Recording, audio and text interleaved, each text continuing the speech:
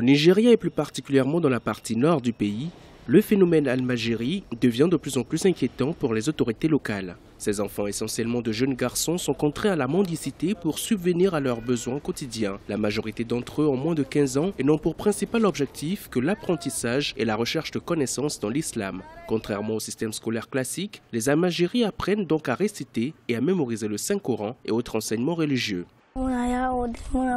Nous marchons dans les rues et nous prions pour qu'on nous donne à manger. Notre tuteur nous a interdit de rencontrer ou de parler à des étrangers. Il nous a dit que ce n'est pas bien parce que certains d'entre eux peuvent nous voler.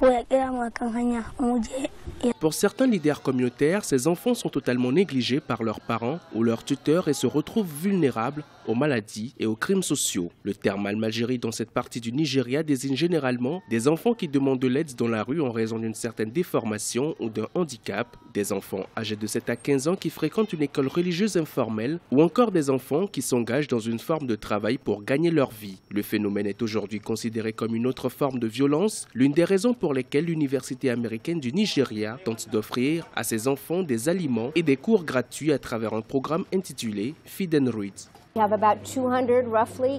Nous avons environ 200 enfants dans chaque programme. Certaines bonnes volontés se sont présentées pour nous appuyer, mais les chiffres ne semblent pas diminuer.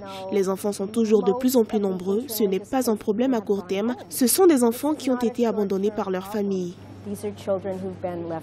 Selon les estimations du gouvernement nigérien, la région nord du pays pourrait compter environ 10 millions d'enfants Al-Majiri en situation de vulnérabilité. Outre les abus à caractère sexuel et d'autres formes de violence physique, ils sont également des recrues idéales pour le groupe islamiste Boko Haram.